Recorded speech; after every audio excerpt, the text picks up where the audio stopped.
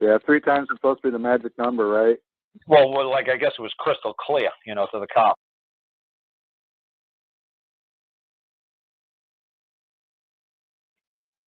Are you a man? Yes. And are you telling a man, you know, are you interfering with a man's right to travel? Are you interfering with a man's right to go from point A to point B? And he said, license registration. And he said, are you a man? And the cop said, yes. And he said, well, are you interfering with another man's right to go from point A to point B? He said it 3 times, and the cop just walked away. Yeah, 3 times is supposed to be the magic number, right? Well, like I guess it was crystal clear, you know, to the cop. It's like, I'm not going to get nowhere with this guy. Am I a man? And I already admitted, yes, I'm a man. So it's like, oops.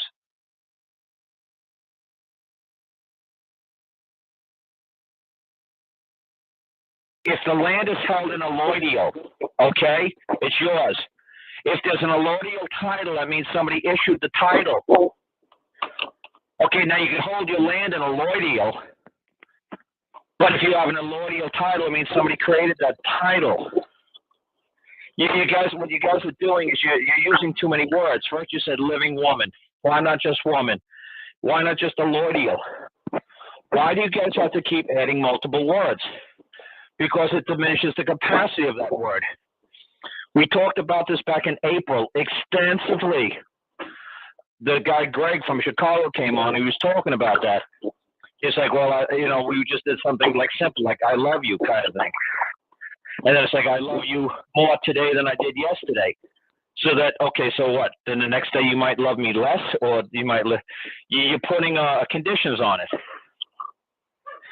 You guys got to talk in simple terms. You guys want to get the A+ and the gold star by saying allodial title and living woman or living, breathing soul entity Yahweh. Why don't you just say man? No, I agree with you. I just, you know, I'm glad you're pointing things out. That's just what I need. If you agree with me, okay, whether you agree with me or not, is regardless. I couldn't care less. I actually like people who disagree with me more. No, but I wanted to ask you something though. When you say land is held in allodial, where do you, I mean, beyond God the Creator in the Bible, where do you support that evidence if you're going in to argue a point like that? Who you going to, okay, you're going to argue a point.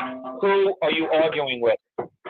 I don't want to argue with anyone. I just want to go in there and ask for my stuff back. Everybody. I want to argue with everybody who's challenging my claim. Okay.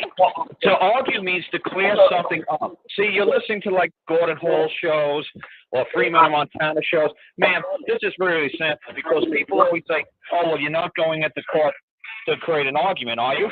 I said, absolutely. I'm here to make it crystal clear because that's what argue means, to polish, to make shine, to make transparent, to see through, to make crystal clear. Of course I'm going into court to argue my case. Why am I going to court? To just agree with the other guy? If there's nothing in controversy, why are we in court? We settled it on the private side. Obviously, we couldn't do it. So obviously, now we're in court. So we're here to argue the case. Like I said, it's all these years of like Winston Churchill or Gordon Hall telling you people, oh, you don't want to go to court and argue. Really? That's the only reason why we're in court is because we couldn't settle it on the private side. Now we have to make our case present to the world. We got to bring it into an open forum and let the world decide whose case has got merit. We're arguing it. So somebody actually went to etymology.org or .com the other day when I was on the phone with him, and he actually said, wow, that's actually what it means in Latin, to make it clear, to make transparent, to see through it, to bring forth the facts or the truth. Yes. Why would I not want to argue? Okay, so then, Carl, this is my next question. Well, I'm trying, ma'am, before you ask me anything else, this is what I'm trying to get through to you people. All I'm trying to say is all these people that you listen to, these gurus who came before me, they were probably given tons of misinformation by attorneys who said, you know what? Oh, teach these people not to argue. Tell them not to argue because to argue is a bad, bad thing. Oh, and you don't want to argue. So then all you people are running around saying, we're not here to argue. We're not here to argue. Then the judge was like, okay, then I guess you just agree with the other side then. No, because you're not here to argue. If you're not here to argue, like all the Gordon Hall kind of people kept saying, "Oh, well, we're not here to argue, sir." It's like then the judge looks at you like, if I was a judge, I said, "You're out of your mind." Then what are you doing here? Well, if you're not here to argue, then I'm going to give the other side everything they want. Yeah, no, we just didn't. We did not claim to be the living, or we didn't claim to be the fiction, the all-caps name. We asked her to identify, what it was, and nobody would. Simple, ma'am. It's very simple. All you said is argue. Okay? You said I'm not going to court to argue. Okay, like I said, if you're that far behind, if you're behind that far behind, and you don't understand what a simple word like argue means, and you want to come on a show and start screaming up and down, well, this is what we got to do, this is what we got to do, and you say, well, you got to argue your case in court, you got to argue your facts, you got to argue your beliefs. You're like, oh no, I don't. It's like, okay, you know what? You need to go back to square one. And you need to learn. No. I didn't mean it that way, Carl. The fact that what I claim to be my property is there is no argument because I created it from the ground up. There's no argument about it. That's maybe you didn't hear the first part of the call when I was explaining. Well, let me tell you this. The part that I came in, you said you're a living woman. Is there any other way a woman could come into court other than being alive? Absolutely not. Maybe a dead. Then why? What I'm trying to say is, you guys are using words that have been bounced around for the last 5, 10, 15 years by gurus. Okay, I just want one question answered, if you could, please, just one. And it's something I've been hunting for because I have not found it. Where do I bring my claim? In the small claims court in the same state, or can I do it in my local state where I'm at now? And do I go to the small claims court here? Am I correct? Okay. You're not going to get it. You keep saying small claims court. I don't know where to bring the claim. Okay, no, ma'am. You keep saying small claims court. Well, that's the only court that I know that I heard you talk about before. I asked you a simple question. Did you keep saying small claims court? Yes, I said it because that's what I heard you say probably on... That's what I said, no, that's not what I said, ma'am. When people like you ask me, do I bring it to a small claims court? I don't say yes, bring it to a small claims court. It's like 1 penny worth arguing about in an open court to me is huge. I don't diminish the capacity of my claim by calling it small. This is what I'm saying is your major malfunction, ma'am. You're saying living woman, allodial title, small claims. For some reason, you can't just say woman, claims, allodial.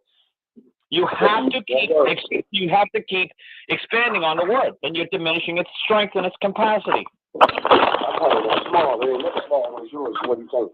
Okay, well that's fine. So what It's not fun, ma'am. If you don't understand these simple, basic concepts of how to use words, I can tell you everything on the planet Earth, and I'm telling you, as soon as you open your mouth and say something, you're going to lose the capacity to stand.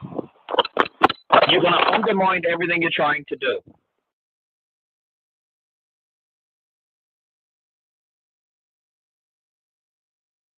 The police department is the complainant, and the Commonwealth attorney is the plaintiff. Okay. So you tried to get in touch with both of them to see if either one of these parties had any facts, evidence that they were going to bring into the case. We were trying to get discovery. You wanted to know because, like I said, they basically asked you, why do you need this, right?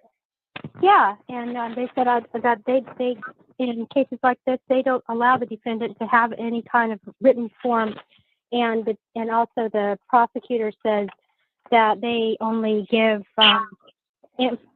evidence the day of the trial. Okay. And like I said, so 99.9%, what I'm saying is 99% of the people here in Virginia would just accept that and say, oh, okay, that's the way it's done. And I guess we're going to find out when we get to the trial. So how did I tell you? I was like, okay, that's a great, lovely answer they gave you. I said, now, how do you explain it to them why you need the case file? Well, in case somebody else runs into this problem, I'm trying to show people what's the next thing to do. What did I tell you to do? I told them that I needed to see the evidence in order to to prepare a proper defense and also to obtain competent counsel. That's exactly it. And also, I said I will not intercourse in the trial by ambush. Yeah. So this is what I'm trying to say to these people is what if you get stonewalled by these pat answers that these people give you, it's like, well, we don't do this. You know, we don't give evidence. We don't give facts. We don't give a copy of the case file to the defendants until the day of the trial. You just say, well, wait a second. How am I to obtain competent legal counsel unless they know how to send a retaining fee? So he doesn't know if the domestic violence was like O.J. Simpson, where his wife's head was actually decapitated, or if it was a lamp and somebody got a boo-boo on his arm. So he's like, how, you know, like the O.J. Simpson, you know, domestic violence case lasted a year and a half. But most domestic violence cases last 20 minutes, if not long. So, but to hire competent counsel, he needs to know what he's getting into. He needs to know how long this has been going on, how many past incidents are there. He needs to know what you folks are going to present to the court so he could set a fee. He said, see, this is all I'm saying to you folks. I'm just showing you folks. I'm not saying go buy a lawyer. I'm just saying when you get stonewalled, this is some of the nonsense that I'm saying that you could actually use to either delay the trial or to actually get the file ordered, you know, from the court, from the guy in the black robe. He says, look, you know, they turned their case, their claim, over to the guy in the black robe. I now have control and have jurisdiction over the DHR's or the state's claim or the prosecuting attorney's claim. I've got control over it now. So now the plaintiff, he's the one who initiates the court. So it's his rules, it's his game, and he's the one who summons everybody to appear in that building. But once he turns his claim over to either the jury or over to the person in the black robe, then it becomes their court. They get to decide the fate of the parties. No, it's no longer in the hands of the person who initiated the suit. It's out of their hands. So that's what I try to, because some people are going to say, well, wait a second, Carl, you said the claimant is the court. You said yes, until he surrenders his claim to the court. He was the court. Now he surrendered over to the court. So he courted his claim. He brought his court into the building, and now he turned it over for them to judge it. Like American Idol, he came into the building. Now he's putting on his tap dance act. And now he's going to go up against another guy who's, you know, tap dancing or doing something else, and the jury or the judge is going to decide who's better, whose case is, you know, he's going to try a suit on before the jury, and who's going to win, who's going to lose. And like I said, and once it's determined, you can't, like I said, thank God for the 7th Amendment, so I don't have to explain it to you people. Once the jury says up or down, there's no court in the United States that could retry the verdict, retry the hearing, the case. They can't retry it. You can't do it twice. It's done. You just move on with your life. It's just like a duel. You shot, you're dead, you ain't coming back. Just accept the fact you're in the ground and it's dead. And it's discharged. There's no more life to this thing. So this is very simple. That all we were trying to do was try to get the copy of the case file. Because honestly, these people are so freaking lazy nowadays, they don't even prepare a case file anymore when it comes to any kind of like domestic violence or children and stuff like that. They're so freaking lazy because they figure, you know what, you're either going to go buy a lawyer or they're going to have a court-appointed one. And a court-appointed one is just going to throw you under the bus and say, oh, don't worry about the facts and evidence. Look, they're just going to give you 6 months in parenting classes or 3 months in anger management.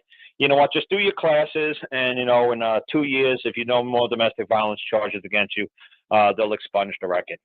And people just say, okay, fine. But this lady, Tyra, is not going to let them get away that easy. She actually wants to see how they're going to move their claim into the court. So go ahead, Tyra, and pick it up from where you said that you wanted competent counsel. Right. Okay. So after the letter, you know, I got the letter back on Friday from the Commonwealth attorney responding to what I told her I remembered about the conversation. Well, what you did is you wrote to her. You didn't speak to her. You put it in writing. No. You left the note. I put it in writing. And you left the note on her desk, right, or something like that. I gave it to the secretary and had him timestamp a copy of mine. Right. So see, folks, even though she told the people, you spoke to the people, spoke to secretaries, or spoke to the police department, or whoever was the dispatch lady at the desk at the police department, she still put it in writing. Very simple. You just basically said that you require discovery, and the lady tried to tell you, well, we call it disclosure, not discovery, and she told you to go follow the rules, and then you came back and you called me and said, now what do we do, Call? And then so I put in what I call a notice to schedule and a notice to order full disclosure, and I said on the notice to order full disclosure, I put in brackets compared to motion for discovery.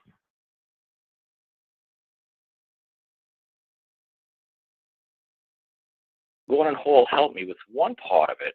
He said to me, I said, look, if I'm suing them for a lot of money and they come at me and they say, look, we'll give you $1 million. What should I do? I said, I could use the $1 million. What do I do?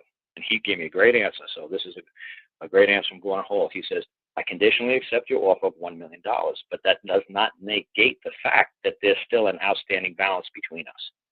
So he said, that way you could still take the money, but at least you're leaving it open for the rest, yeah. Right, because I've seen what happened in the case was called Rayleigh versus Maine. It was an Alabama case, and the game warden shot some man in the back. So he was found guilty, and I think he's either sitting in state prison or federal prison.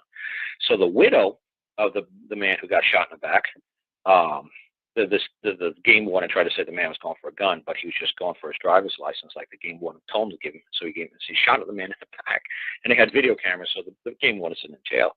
But anyway, what was a widow? I'm not sure exactly how much she asked, but she asked for like $1 million. So then what happened was, you folks got to be really careful when you make a wish for, like, say, $1 million, because that's what they asked me. They said, what do you wish for a settlement? So the judges use those words. Wishes are very powerful. So when she was made an offer of, like, say, $500,000, she accepted. And as soon as she accepted, her $1 million claim to be made whole and complete was deemed to be fraud. Because if you say to be whole and complete, cost me will be $1 million, and then they come back with a counter offer, say $500,000, and you accept it, well, then your $1 million claim was a false claim, and then every part of your claim gets thrown out and dismissed. So I don't know if she ever got any money at all, but I'm warning you folks, when I read that case, I was like, holy cow, because if they gave me a lower offer and I accepted it, my whole entire claim would have been thrown out. And how I try to explain to people is like, say, National Geographic was giving somebody a $1 million prize for discovering the South Pole. Who's ever on the South Pole first, like, say, 100 years ago, gets $1 million. So if Admiral Byrd went down there and he said, well, I discovered the South Pole, I put a flag there, here's a photo, and give me my $1 million. What attorneys try to do to you in court is they try to play the word reasonable. So if he's like, come on, it was cold, it was 30 degrees below zero, come on, are you sure your compass really read zero? Come on, maybe you were off by 1 millimeter. Come on, be reasonable to this jury now. Not be reasonable. Tell us the truth. Maybe you might have been off by maybe a micron, maybe 1 millimeter. And if he says yes, then he didn't hit the South Pole. Mm-hmm. So what you would have to do is like, no, that is my word, and I'm sticking to it unless a man could come forth and claim that my claim is a false claim, that I did not hit the South Pole. Then my claim stands as true until somebody comes here before the National Geographic Society and says that I filed a false claim. Then you could sue me to get the $1 million back. But until then, I want every damn dime that you said is the prize to hit the South Pole. I hit it. Anybody else wants to claim I didn't? Bring your claim forward. But until then, I demand the money. So attorneys try to play this reasonable nonsense with you. So whenever you hear an attorney say reasonable, run like hell, because that's how they get you to say from it breaks your word, because your word is your bond. And if you move one iota off of your belief, and they could move you off your standing, they can knock you off your pedestal, your whole entire claim gets thrown out the window. So just stick to your guns, and when they say something, just say that's my word and I'm sticking to it. So like I said, my claim is going in, and like I said, I just printed out some orders, and the orders are really simple. Like I try to tell people, I said, like, one order is just say it is the order of court. When you say it's the order, when you say it is the order of court, court means me or the jury and the defendant. We're the court, not the judge or the clerks. It's the order of court. You don't hear the word this court. It's just court. That the state of Alabama's court case, stylized as JU 2001-51832, is to be known to the world as void ab initio. and all of its subsequent orders are to have no force of operation. So that's how simple an order has to be. It doesn't have to be elaborate. It doesn't have to be huge. It's nice, simple order. So I'm just basically saying I want the world to look at this case as a false case, and that every subsequent order that came from this case is to be noticed as a void, or known as. You don't want to use the word deemed, because deemed is a legalese word. And every single thing I write, there's not one legalese word in it. So when they try to come at me with legalese, like say, well, you're pro se. I say, no, I'm not pro se. I don't know what that means. Where can I find that in the common parlance? Where can I find that in the common term? I'm not pro se. I'm just a man. And if you try to diminish my standing, if you try to knock me off my pedestal as a man, I can't accept that. I'm just an aggrieved man. An aggrieved just means somebody who's lost his rights, and he wants his rights back.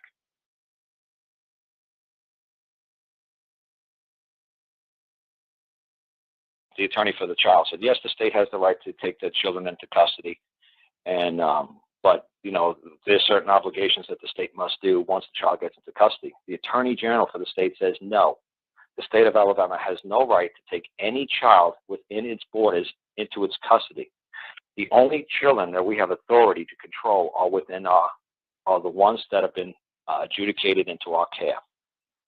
So it's like, holy cow, because like I said, I'd show law professors this thing. I said, does the state have the right to take your child into custody? And they'd say yes. And I hear so many people saying, well, you got a birth certificate. So birth certificate means the state has the right. It's like, no, if you actually want it, I'm trying to get that. I think it's question number 54 was question number 53 of the lawsuit. And it was like, holy cow. It's like the state can only take a child based upon if it's already been adjudged to be in the state's control. So it's like, holy cow, because for years, everybody's lied to. Everybody's like, oh, the state can come in and take your child at any time. No, only if it's been judged before a court. So everybody's who's grabbing people's children is like, do you have a court order to grab my child? It's like, well, we won't let them come home from school. I said, yeah. I see that. You can let my kid come home from school. That's special, but do you have a court order? And they're like, well, no, we got a complaint. I was like, no, that's not what I want to hear. Where's the order? That's exactly what I did to the hospital. Where's the order? And they said, well, we just know who social services is, and they just told us to take the child into custody. I was like, holy cow. I said, you have no idea what you're doing. You can't just take people's children. And they're like, well, we do it all the time. I was like, holy cow. So like I said, if here it is. This was the question on the RC. This is the answer from them. Here's the exact answer from the state's answer to question number 53 in the RC. Okay, they changed to Hornsby. He was the attorney general at that time. But Natchman was the one in 1997. The answer was the state of Alabama Department of Human Resources denies responsibility for minors within its borders, but accepts responsibility for children in its custody and care. See, so they're saying they're not responsible for minors within its border. They only accept responsibility for children in its care and custody. And then he went on to explain further that the child had to be judged to be in their custody and care. They can't just say, well, the child's in our custody and care. Because custody means security. It's custody is just another word for security.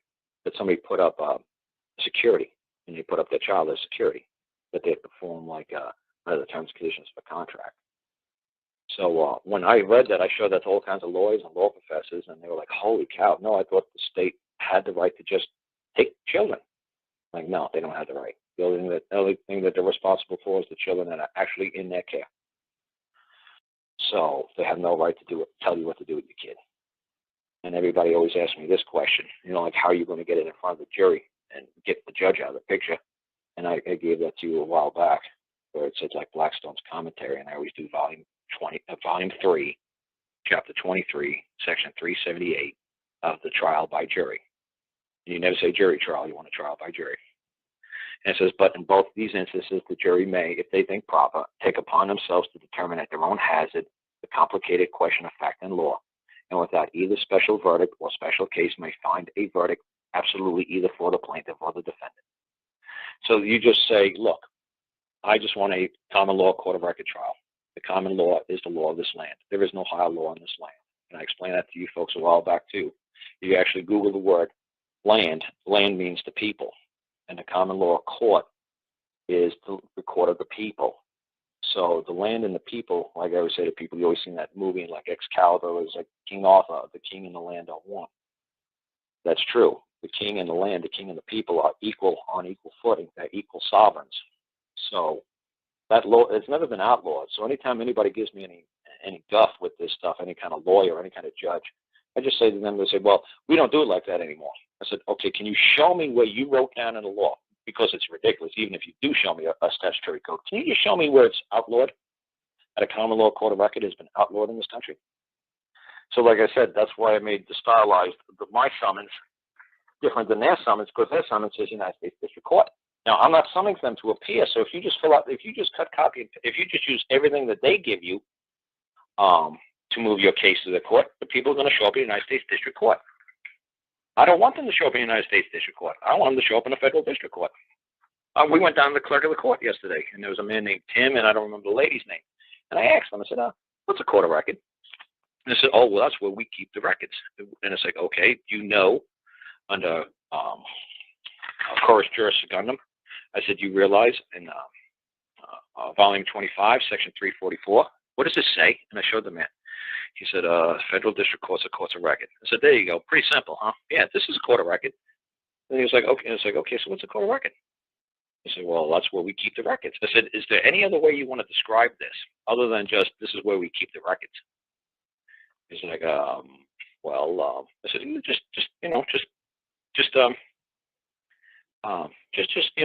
just do your best. And this was the man who was the supervisor that brought out. So I said, is it not true that a court of record has the power to fine or imprison for contempt? And he's like, look there. He's like, what? I said, it proceeds under the common law. It doesn't, not a statute or a code. He's like, looking at me. It's in the tribunals independent of the magistrate. And he's like, yeah. I said, well, those are the four elements of a court of record. And sometimes it has a seal, sometimes it doesn't. I said, I got that from Billy Thornton. So I said to the man, I said, you don't really know what a court of record is, huh? It moves under the common law. I said, have you ever seen a caption stylized like this? Because if you read my caption, it's like Carl Rudolph Lenz versus Robert Benton. But the versus is missing. Why did I take the word versus out? Because he's not a defendant. What is he? He's a wrongdoer. So like I said, it just says a man calling Carl Rudolph Lenz, the aggrieved party prosecutor. And there's a black line between my name and his name.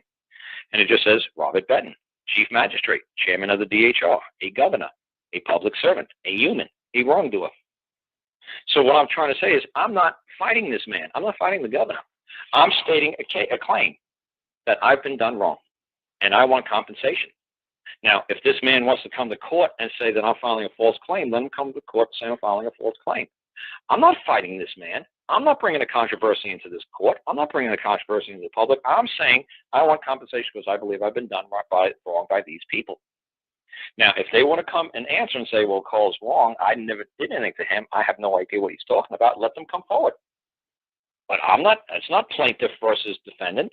No, it's just prosecutor versus wrongdoer. I'm just prosecuting, which just means I'm the one who's moving my claim. I'm the one pursuing this matter. But like I said, if they want to, like I said, I just use wrongdoer instead of defendant. I just don't want to make it seem like I'm fighting anybody. It's like, no, I'm not fighting them. Honestly, I hope they don't answer. If you don't answer, then I'm just going to get a nearly decent judgment against you because you failed to tell your attorney what to do.